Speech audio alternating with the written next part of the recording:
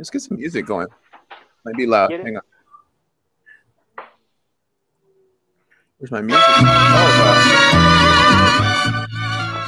That is. I warned you. It was gonna be a little loud at first. Okay, Too let's get Mexican. music. It's just random music. That's really I was actually listening to El Mariachi Mariachi the Bronx. Bronx. No, Mariachi El Bronx. Yeah. Hang on one second. I see where we're having a little bit trouble because of the audio, and that's a quick fix right here. Okay, you should be good. All right. Nice. Okay. Well, I had you on the same line as the audio. I mean, as the, what do you call it? The music. So when I turned the music down, it turned you down. But you know what? Do that. Speaking of that, I want to put this. This is a new album by Mariachi El Bronx, and I'm really digging it. It's different from their other stuff. I don't know if you've heard anything besides Yeah. that one song I sent you, which was 48 Roses. But Mhm. I'm sure you listen to other stuff, right? Yeah, I've heard I listened to them on the radio. They come on the The radio? internet radio. The internet radio. It's like, how are they on the radio in San Antonio? No, they wouldn't. That'd be pretty cool, though. That would be dope. Is it too loud? You want me to turn it down? No, it's good. It's good. All right, Freddie. All right. Turn it down a little bit more. There you go. Kind of So- slumped down for a while.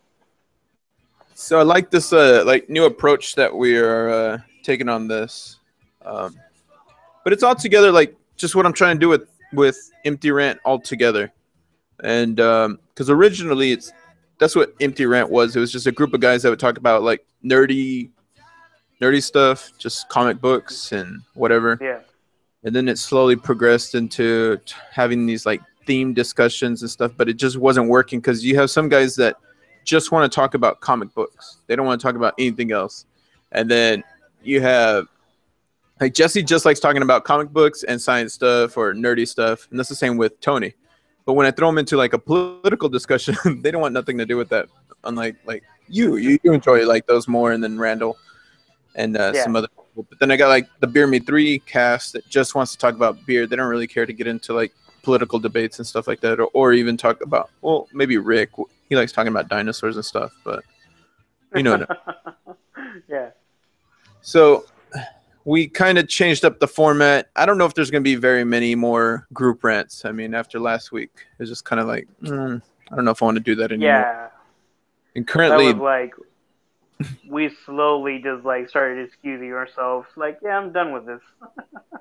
yeah, I noticed people just kind of started leaving. And, we're doing a live podcast, so I didn't want to say anything on air or anything like that. But I don't know. It just got to that discussion only exists on YouTube. Because we have the YouTube recordings, and then like I'll take this recording and polish it up, and then put it on SoundCloud, iTunes, Stitcher. But really, I just put it on SoundCloud and it shoots it out to iTunes and Stitcher. So Yeah.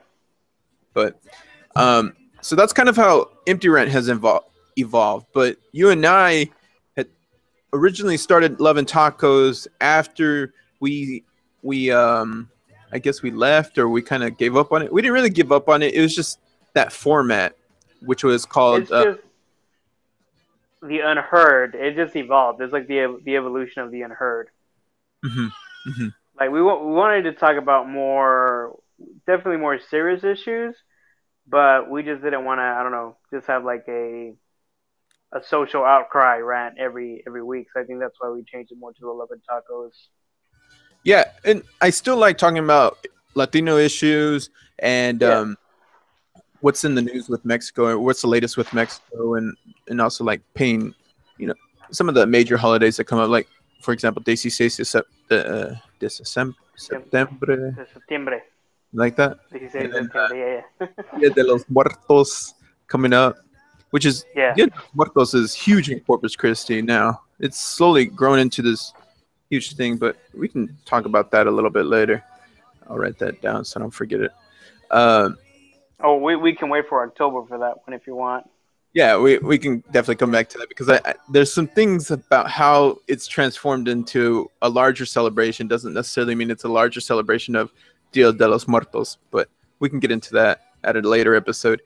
I want to talk a little bit more about The Unheard because, like you said, it had a serious tone to it, and those episodes are still available on SoundCloud. You can go on SoundCloud, type in The Unheard. What is it? THE space UNHERD. I think the meaning there was like we wouldn't be herded like sheep. Yeah. No, the unheard, like the people who are not heard, like heard out, like listened to. It was a play on words. Yeah, you wouldn't be like thrown into a herd of sheep like the sheeple, but also you're not going to remain unheard. Yeah. Highlight. And that first episode we did was about the missing 43, and probably one of my better works in terms of producing of the early podcast. The thing is, though, I know it's been like heroin. Like it's been hard to go back to what we did, initially. Mm-hmm. Well, yeah. The thing is, like that if you listen to that first episode and the way it was edited together, and we put all these different elements together, it just takes like a large amount of time to do something like that. Yeah, for sure. I would love to do that, or even if I had somebody else producing, I think it would go a little bit more smoother, or we could keep up that routine. But as for now, I think we're doing good how we are like this, because at the Love and Tacos themes, we're able to be serious when we need to be serious, and we're able to like kind of joke when we need to joke. But I appreciate you joining me on these episodes and keeping this part of the Empty Rant strong. So for sure, it's my joy when I can get to it. Bro, you're growing out a beard, man. Look at that. See that? Yeah. I thought you were Catholic, not Mormon. Huh. Ah. Going all monkish. Speaking of Catholicism, I feel like this is the point of the year where we run into the abortion debates. It's like seasonal. It's seasonal. What? Why is it in September? I don't know. Roe versus Wade is in September, is it? I don't know why, but it's always around this time in the fall that I start seeing more posts like debating about abortion now. And I'm pretty sure right now it has a lot to do with like the GOP and the Republican debate, especially the election coming up. But I just feel like every year it's kind of like the same thing that's coming up. I was like, oh man, it's already abortion debate season. I didn't know that. Where has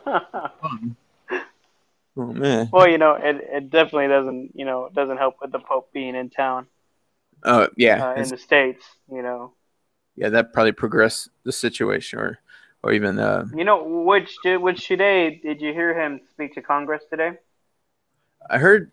I just saw some like news snippets. I haven't really kept up a lot with his discussions. I mean, I saw something that he turned down lunch with some like big political bigwigs and to go dine in with the homeless. And then when he addressed Congress, he was basically saying like, do unto others like you want done to you, kind of thing, like the golden rule. Yeah, he gave a lot. He definitely said, I think in regards to life, he left it up very general. Like he didn't say, lean one way or lean the other. He just said life should be respected. Moving on. Yeah, I like that, and I feel like that's my approach to a lot of things. And when coming down to certain issues, I always like to look at the bigger issue, not in terms of are you American, but or Mexican. Sometimes it's just like, are you a human being? Like where I go with that, stuff like that. But so going back to The Unheard, episode 1 of being the missing 43 that we originally covered. At that time, I think it was that was about a year ago when we did that episode. Yeah, I mean we've passed the 1 year mark already. Yeah. Huh. Mm-hmm. At that time of that episode, wasn't it like 6 months or something like that? It had just been 6 months. Okay, so that was about 6 months ago. So when did the original like kidnapping occur? The original kidnapping. I didn't. That's a good one. I wrote September 18th, but I'm not sure. I think that was a news article I pulled up from this year. Yeah. Let me just put it up really quick. Laura's over here opening up some diapers, pulling off the tape, and I'm like, Get hey, those vipers. She's like, I don't care. I don't care about your hobbies. I gotta put diapers on my kid. Diapers on your kid, man. She's cool. She's cool. It happened on September 26th, 2014. Yeah, so we are coming up on the 1 year. Yeah. We're just now coming up on it. In fact, there's people like who have already started doing random stuff here in San Antonio to commemorate it. You know, there's a fast that's being promoted, and some other stuff. Let me get more in detail into that because a lot of this stuff already popped up today locally. The it was about 6 months ago. I went over there for a conference, and of course, I got lost trying to find the rally. I went into the less prestigious part of town, which just just my back. The beautiful side of town, the west side of San Antonio.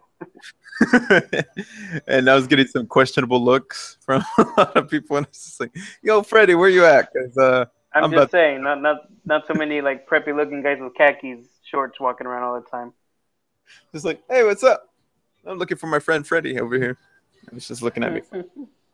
But at that time, so they were doing a protest outside the what is it called? Mexican consulate. Mm-hmm. And wanting more, because the majority of or from what I read and understand is that the majority of the protests have been in response to the lack of government investigation or the lack of government response altogether.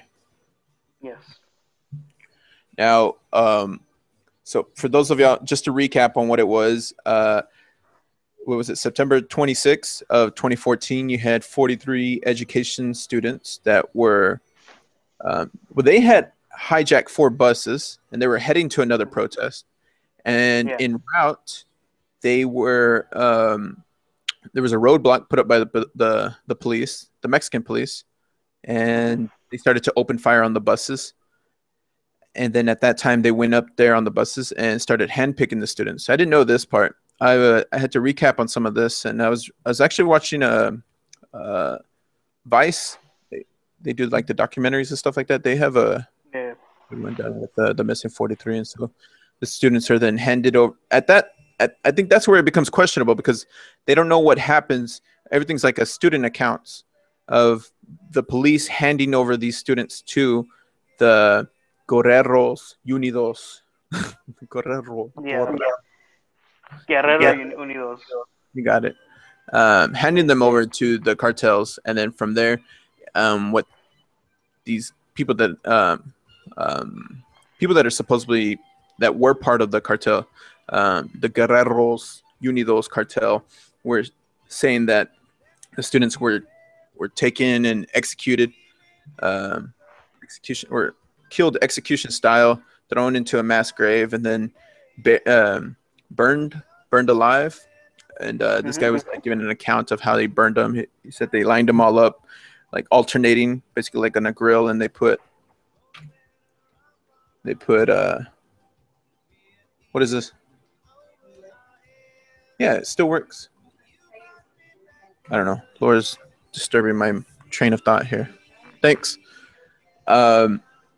Yeah, so you put them alternating, and then he said that they put tires on top of them and then doused them in gasoline, and they burned for about 15 hours. And their bodies were dissolved, and they put them in plastic bags and threw them into the river there. More recently, I've read about an Argentine investigation group that's actually identified 2 of the students. I don't have their names, but the 2 students, these are the first 2 students to have been identified. And I think they've actually, in the search for the missing 43, they've uncovered like something like 200 bodies, and none of them were matched to this. Another crazy fact is that since 2007, almost 25,000 people have disappeared, and they haven't found their bodies or anything like that. It's like 25,000. Like, it's insane. It's a small town. So you just have like these, and there's countless stories on the internet. If you, one that I was reading about was this girl that was on her way to her high school graduation, and she was graduating that day from high school, and she was on her way to get her hair done, and on the way to downtown, they just opened fire, and the police are only like I think 100 yards away, but they wouldn't respond. And Yeah. I think that kind of provides more evidence that the police may actually have some kind of tie with the cartels, or they're working together. No, it's been a little bit of is it a tie or is it fear that they have against these cartels? And that's what I guess I couldn't put that together. I don't know. I mean, are they truly? Yeah. I mean, just like you're saying, is it out of fear, or are they working together? Because Yeah. what some other theories about why the students were handed over was that the buses that they hijacked, one of the buses was said to have contained drugs that were part of the cartels, and this is like them punishing them. Another thing was like the mayor ordered this execution because those group of students were on their way to protest I believe it was a speech given by the mayor's wife. She was there because she was also running for something, and en route to that he ordered them to But more recently, what I read is on September 18th, the captain lieutenant of Los Guerreros Unidos cartel, what's his name? It says Gildado El Gil Lopez Astudillo. So I'm horrible with these names, bro. Sorry. Yeah. But he's the one that was said to have ordered the execution of and incineration of the missing 43 from Ayotzinapa. How do you say the city? Ayotzinapa. Ayotzinapa. Ayotzinapa. Guerrero. Yeah, Ayotzinapa. Guerrero. State of Guerrero. And that's some progress, given that, I mean, if that is how it went down. From what I gather from everything that I was reading up on and some documentaries I've watched, I mean, nothing's clear. Nobody has any certain answers, and nobody can really help. The true victims right now are the parents that truly believe that their kids are still alive. And yeah, I mean, and I don't know if you know this, but there was proof that was brought forth that was done by some European country about where the remains or some, apparent, evidence that had come up. And they sent it to Mexico. And when they send it to Mexico, the Mexican government grabs this evidence and says this evidence is not valid. It cannot be used, to testify to anything because it wasn't done in Mexico, or it wasn't brought forth to the Mexican authorities. And so they threw a cow that, there's countries outside that are going to get involved with, what's going on in Mexico with the missing 43 in Ayotzinapa, and they just dismiss it. And I'm trying to find the name because one of the evidence, some of this evidence identified one of the missing 43, and they told the Argentine investigators, they're the ones that have kind of like come in and been running this third-party investigation. They're the ones that have identified the two bodies from there. And in their investigation of identifying those bodies, they dispute the fact that they were anywhere near a river or that the bodies were rivers, which shifts the location to somewhere else. And it's just crazy. Like you see in that documentary that like while they're going out there and performing these searches for themselves, they're uncovering these mass graves of just other random people and stuff like that. Right. Like keeping the 43 in mind, like who are these people then? If these aren't the 43, who are they? Not to stray away from the missing 43 or give them any less attention, but there's a lot of other people missing as well. It's interesting that these 43 students have been, I don't know, it's good that they're bringing awareness to the situation. It seems to be the getting the most attention out of everything, because this has been happening for a while. I mean, the kidnappings and the disappearing. I mean, there's women that would go to work and never come back. You know, they just disappear. Yeah, it's What an makes me unfortunate sad is case. that it said best in one of the documentaries that I was watching that Mexico is a beautiful country, but it's the narcos that make it dangerous and therefore give it like this. It's a narcos in conjunction with the government. I mean, let's not be blind to the issue at hand. Like, this stuff is happening with permission from the government. You know, it was the mayor who authorized this, and it's the Mexican government. Enrique Peña Nieto to be blamed for Mexico is where it's at because of him. You know, because of him not being able to control his country and him being controlled by outer forces, like are these, you know, these narcos. Maybe you could shed more light on it. After the kidnapping happened, they went into hiding, him and his wife. Him and his wife were, I think, in Paris when this stuff happened, and instead of saying something then and there or wherever they were at, they waited until Christmas to say something about it, and a public service announcement that was given by the government, but it kind of was like a voiceover with a montage. And in the montage, there was one line that humiliated and spit upon the face of the people in the missing 43, which was, "Some of us are not here anymore, and we must move on." You know, that was a spit in the face to these people, and almost the government saying, "Your loved ones are gone, move on. You know, you're not going to get them back." Yeah, And it's the way that Enrique Peña Nieto has been dealing with a lot of these issues. You know, he's been confronted by more than the Ayotzinapa. You mentioned the numbers of how many people have disappeared in these last few years from Mexico, and time again, people will fight their way into his presence and just say, "Where is my son and where is my daughter?" And he'll make a, you know, he'll act offended and whatnot, but we know well that, you know, he has a lot to do with this. there's 110 cartel members, municipal police officers, and local politicians that have been arrested in response to the missing 43. Have you seen?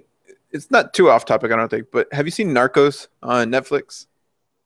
Narcos, no, I haven't gotten to it. I've heard good things about it. Well, I watched the whole series, and a lot of that, just the way that Pablo Escobar controls Colombia, I feel like a lot of that is being shown here in Mexico with the way that the cartels are basically With one large distinction. Pablo Escobar was, do not get me wrong. He was a drug lord, and he did many wrong, but he contributed to the community. You know, Colombia would not be where it's at right now for it not have been for Pablo Escobar. And you could go into the history books and you can go and see the realities of Colombia because Pablo Escobar contributed to his country. Not the best thing. I am not supporting Pablo No, I Escobar, know what but I'm just saying I mean. he's contributed, you know, largely to his country. But these people, these narcos who are alive nowadays, it's just for self gain. You know, it's just for own. I mean, come on, like the president's wife has her own house that was worth, you know, millions, but you know, more than half the country cannot have a decent day's wage. Yeah. Um, you know, not to. Well, I mean, this is a continuation. Why do you feel like the missing 43 should be important to someone like you and I? I mean, for me, A year later. yeah. I mean, You know, it's a year later, and with me reflecting back on it, why it matters to me. Um, I did a recent podcast with some people over on the West Coast, and he came. The guy from the Listening Party podcast that I was talking to he came over to the United States when he was in I don't know, when he was 11, and we were kind of talking about like why the Mexican issues matter and why they shouldn't, whatever. And then it became a thing like, well, I don't speak Spanish, so why do I care? But stuff like that. I still feel some attachment to my heritage, you know, um, especially with my mom, who was adopted over in Mexico and then brought over, got citizenship when I was in the second grade. And just reading into Mexican culture, the heritage, like I said before, and then even like the rituals, the celebrations, and stuff like that. But the central morale that they carry with them, and a lot of that just pulls me back in. I've I've tried to circumvent some of these issues, saying that like it's not about being Mexican that I'm proud of. It's wanting to carry on the certain traditions, and some of those traditions are starting to get lost because of events like this, like with the cartels intervening and Well, stuff like like. let's look at VC6. You know, move on to that issue.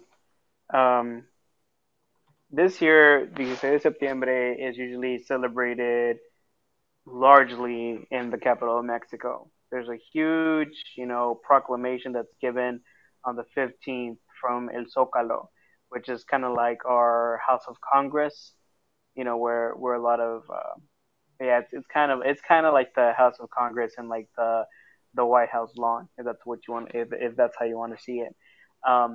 The Mexican president will come out and he'll give a grito, you know, which initiates, you know, the day, not the independence of Mexico, but the day that Father Miguel Hidalgo marched out in Guanajuato, Mexico, in Dolores Hidalgo, and proclaimed to the people to take up arms and to fight against an unjust government. It's a shame that 16 de Septiembre has become what it is and is completely lost now as Mexican Independence Day. It's not our Independence Day. It's a day that we got tired. It's a day that we got fed up. You know, it's a day that a Catholic priest inspired the people around him to take up arms. You know, you are being mistreated. You are being unjustly mistreated. You know, the Spaniards had left their legacy in Mexico, and there were descendants of the Spaniards that were controlling territories. And unless you were from these bloodlines, you cannot have property in Mexico. And it was pretty much the feudal system, still well into, you know, what is it, the 16th, 17th century. Mm-hmm. And this priest just got fed up. Where now it's become this, you know, well, what it was this past 16. A lot of people did not go to El Zócalo. A lot of people, even here in San Antonio, we went to the celebration here on the day of the 15th for El Grito, and it was not what it used to be. You know, there is a loss of interest in having nationalistic pride in Mexico. You know, where in the United States you have the opposite. You know, you have a heightened, you know, patriotism and nationalistic pride that's come out in the years after 9/11. You know, and you have its crown glory right now with, you know, Donald Trump, you know, who's really much, you know, he's riding that carpet. You know, he is using that to his advantage, this nationalistic zeal. Where in Mexico, it's a complete different. You know, it's a shame to be Mexico. I mean, you hear these things like Mexico me das pena. You know, Mexico, I feel bad for you. You know, you have people coloring the Mexican flag black and white, you know, to signify the how irritated people are. Yeah. You know, you have people shouting, you know, instead of el grito being given, they were shouting death to Enrique Peña Nieto, to his face. You know, even the few people that he was able to gather, they were calling for his death because Enrique Peña Nieto's government, that's all it's brought to Mexico, it's shame and death. You know, Mm-hmm. that's not the Mexico that you can be proud of. You know, there is a sense of pride of the people that will not go tarnished because just like Miguel Hidalgo did back then, you know, he inspired people. There's people being inspired nowadays, you know, to like keep some sense of our dignity intact. You know, you can rape our country, but you cannot take our pride. And that's what ultimately keeps me in this awareness state, we want to call it, or even just giving a shit about what's going on.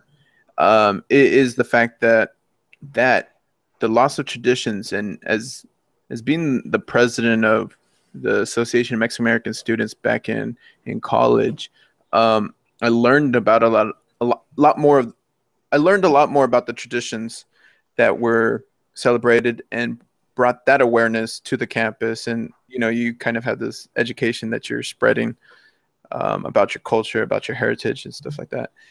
But at the same time, when you start hearing these issues like that, because it wasn't up till the more I read about the missing 43, the less I want to be associated with being Mexican. If that sounds weird as it is, because it's just like I think you're only echoing what a lot of people feel.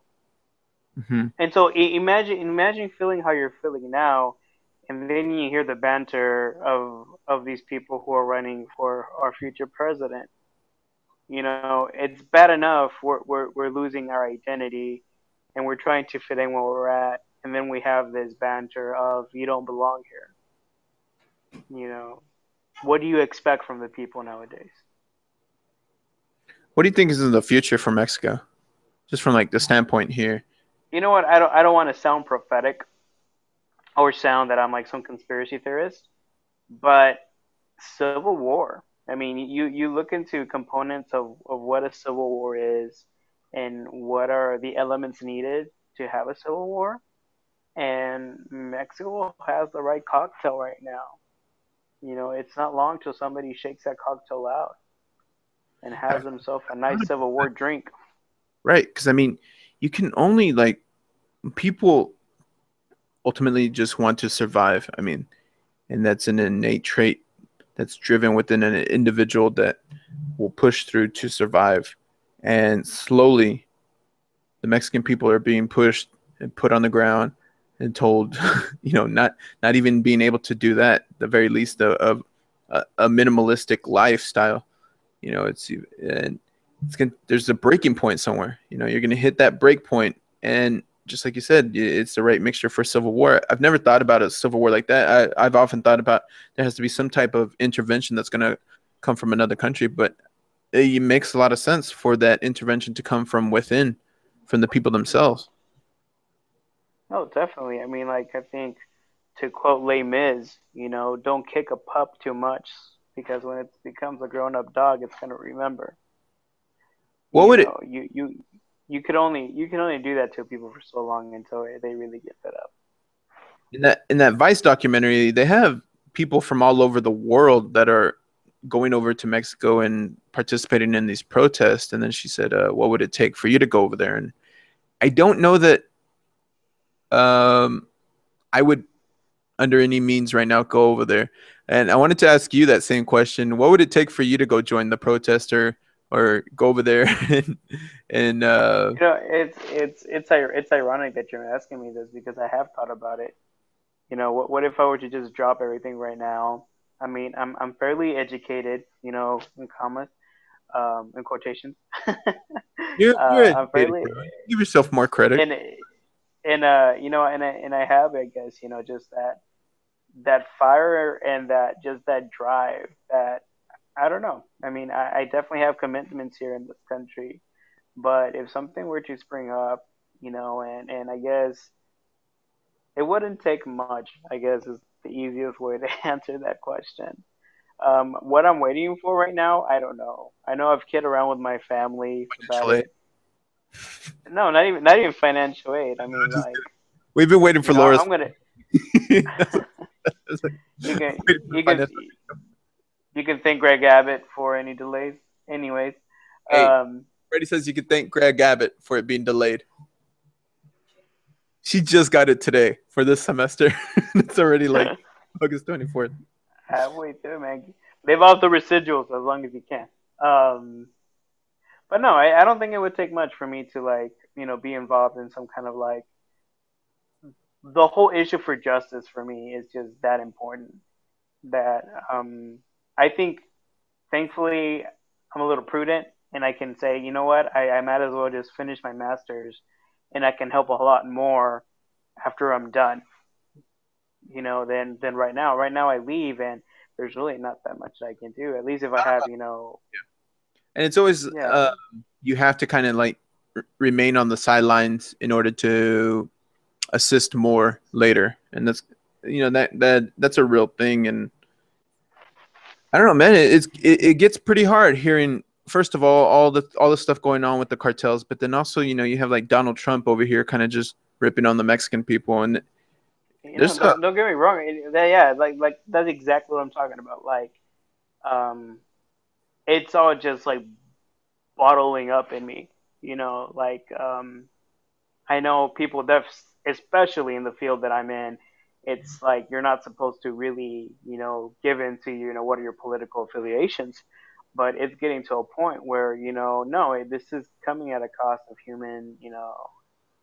just human stupidity at its best. And what do you do when, you have people that are starting to believe a guy like this? Yeah. Do you not raise up and say, no, that is not right. What you were saying is not That's another interesting thing you bring up, Freddie, because like this came from my dad. My dad was just like, yeah, Donald Trump's crazy, but I'm kind of liking some of the things he's saying. And just that alone, just like, okay, yeah, man. What's going on there? Like, it's gotten so bad that you like lose your identification, your identity as the heritage that you've been brought up with, and it's to a point that the economic, I know it's a lot of different factors going on, but it almost feels like he's like Stockholm syndrome to the Republican Party. And so, well, it's almost. I think some people have this identification, with whatever party they follow, to just definitely have like a Stockholm syndrome with it. Like, I have to be loyal to this side no matter what. No, you don't.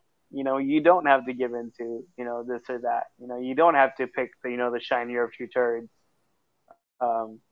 You definitely have a voice, and unless you fight for it, then what are you doing? And like, a lot of, I think, of our people, a lot of like Mexican American people, they're easily giving in to Trump.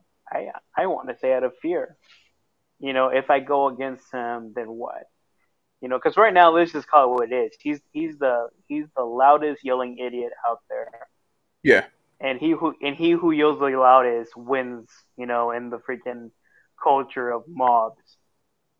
I mean, that's another thing. I mean, what does that say about our country? Like the United States of America, when somebody like Donald Trump actually has a chance of becoming our future president. It's just like, wait, how did he get that far?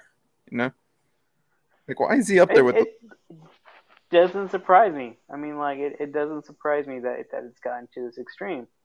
I mean, it's a guy who's saying, I have all the answers. It's a guy that's saying, I have all the money.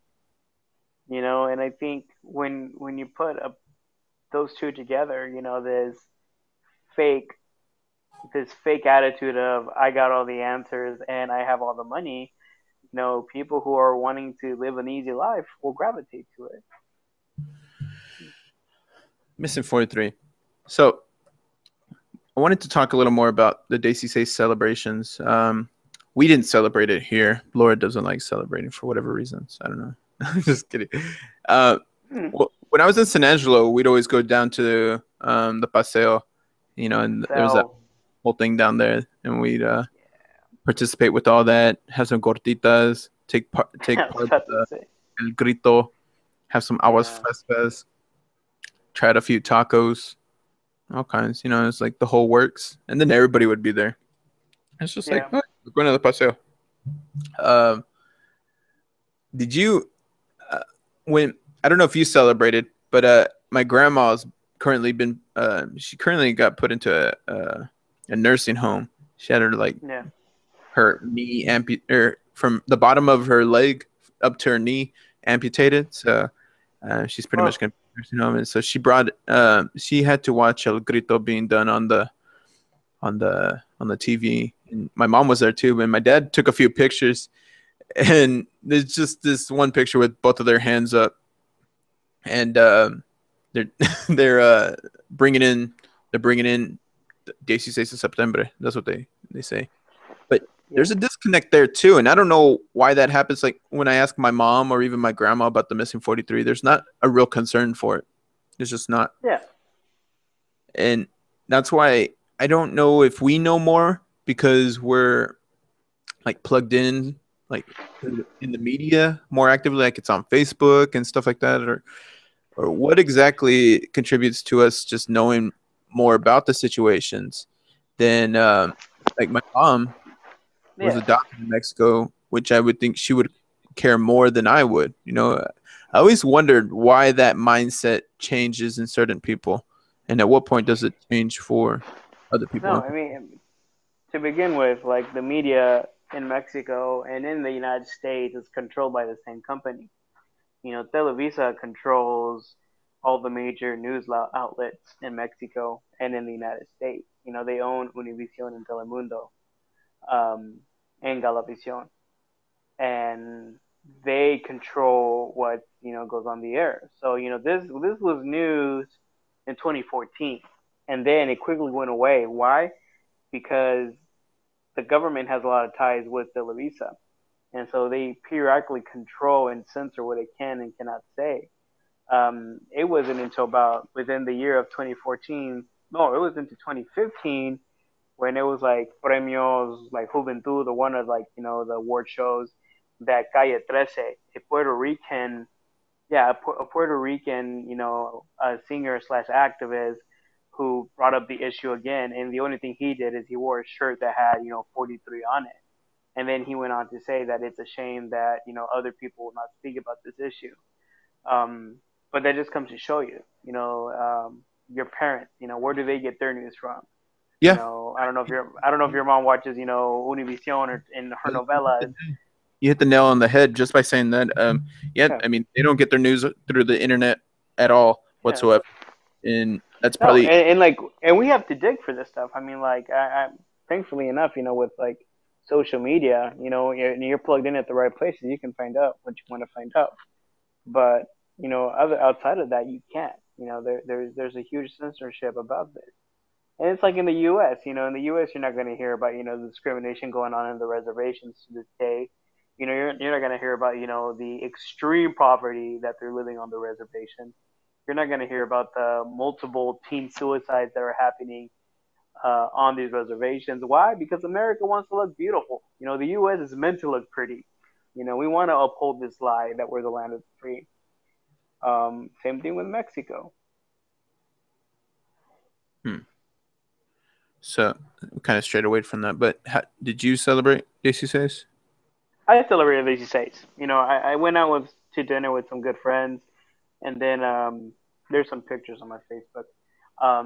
And then we went out to a celebration that happens at the Henry B. Gonzalez. And like I said, it was not what it's been in other years. It was very small. Right. They had like a drum corps there, Mm-hmm. like a military style, playing music, and then they had like some exhibition, and they gave the grito inside the Henry B. Gonzalez. The consulate of Mexico put it on, but it almost felt like they just put it on because that's what they've been doing. It didn't feel like they did a lot of like publicity. Obviously, the weekend before they had brought in like some major bands, and they had done a big thing out in the flea market. But as much as they say it was for these CCAs, it was for capitalistic gain. There was nothing patriotic and Mexican about it, and the only thing Mexican about it is that they cater toward Hispanic and Latinos because they brought Prince Royce. Um, but apart from that, no, it was not, like it didn't feel like the typical, these CCAs. Like I said, it was shallow. People just went out there because they want to hold on, to what they think is, their roots, to what they think is how they celebrate. In fact, in the last few years, I think I've had class during CCAs, and the most I've done is just like, you know, here and there go eat at a Mexican restaurant the day of. San Antonio and their tourist trap. Am I right?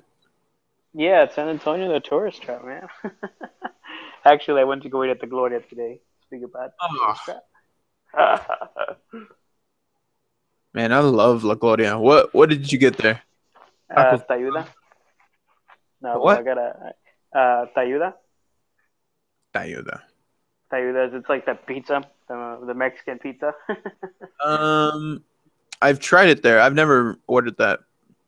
What I got It's was good, man. They put like, it's like, remember my dad's brisket from back in the day at my parents' taco shop? yeah, man. they put that with like beans, lettuce, tomatoes, and avocado, and I'm home. The your taco shop was the only taco shop with Wi-Fi. It was the only taco shop with Wi-Fi, and only because I was there. I told my parents like straight up, like, you want me working here? I'm gonna put Wi-Fi in here. Yo, we gonna need to get some Wi-Fi up in here, Mom. Heck yeah, man! I was getting my education at the community college. I need to get Wi-Fi. Bro, you would never hook me up with tacos. I just wanna bring that up. Open up. I just want to say that's a lie. I clearly would bring you food when you would load the car with like the drinks. I was never. I wasn't one of. I wasn't on the in. You know, I didn't have it good with you. I didn't have the hookup. Come on. Cool. I don't want to. I mean, I'm not bitter. I'm just for the public out there, do not ever cross Miguel Diaz. He will forever remember it. Well, no, you know, and not to bring up the story again, but you know, that way people know a little bit more about how we met. And well, initially, I don't know how we, because when I started seeing you around was when I was working at Walmart. Yeah. Wait, no. Did you work at Walmart before Food Basket though? No, I worked at Food Basket first. There you go. Mm-hmm. But I don't remember, like, I don't know how I knew you or anything. I mean, maybe I saw you at church a few times, but. You know, I just want to say that Miguel is the only reason that I know that males can celebrate a quinceañera. Because I remember distinctly being at our home parish back home, and my mom was like, "Who's the quinceañera?" And I was like, "I think it's the guy." And she was like, "No." I was like, "Yeah, it's the guy." Oh. Get up there, bro. I mean, you want to dig up the past? Let's dig up the past.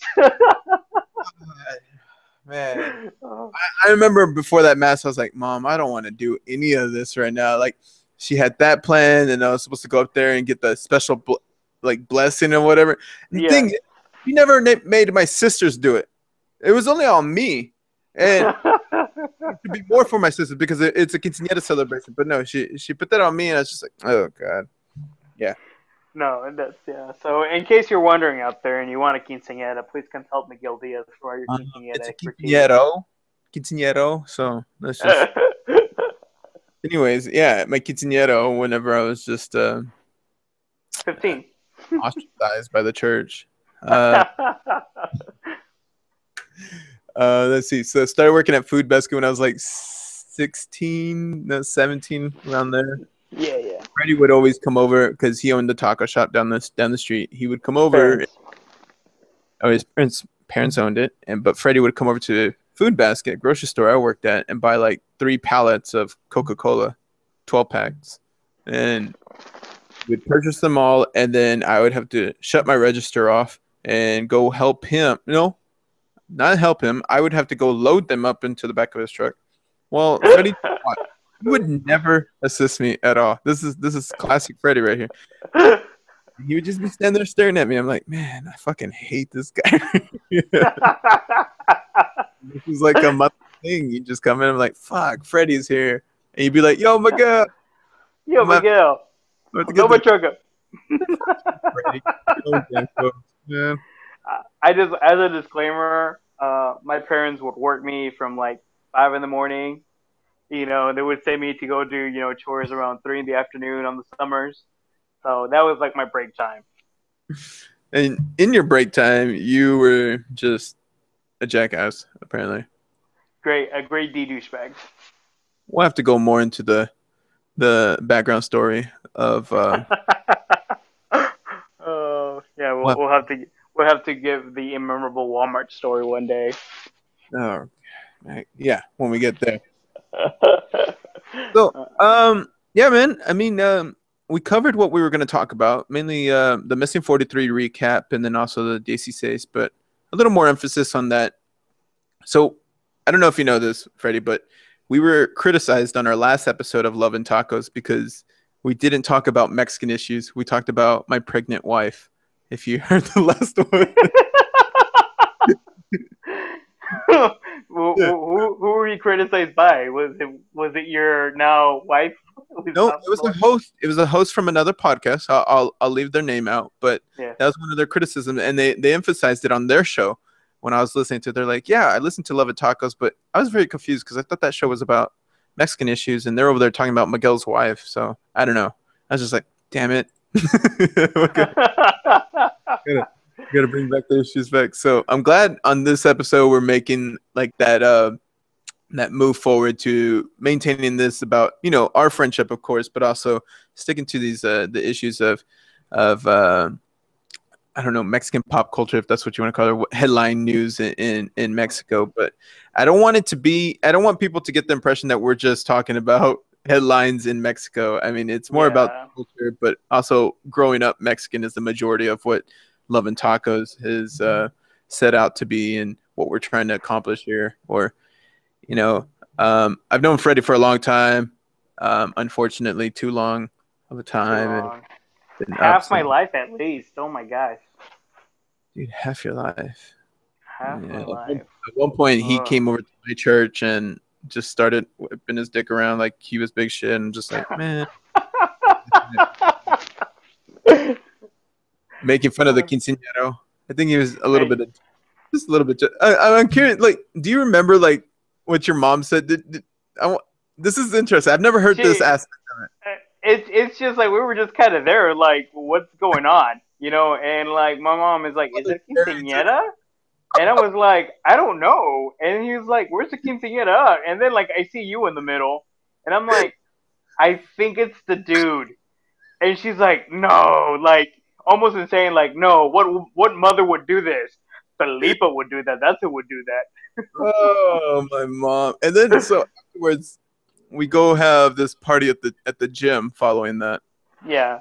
And which we snuck in and grabbed like some like punch and cake. Oh god. But see, my mom made me invite all my white friends from Grey Creek to come. Okay, and that's another thing. It was probably like one of the first times that I saw that many white people at St. Mary's Catholic Church. And in my head, I was like, Is Waugh closed today? Waugh is like the country folk outside of San Angelo. Yeah, and I was like, is Waugh closed today? That was the thing. I went to Grey Creek, so I didn't have any Mexican friends, and so growing up Mexican was really growing up Mexican with a bunch of white people in my thing.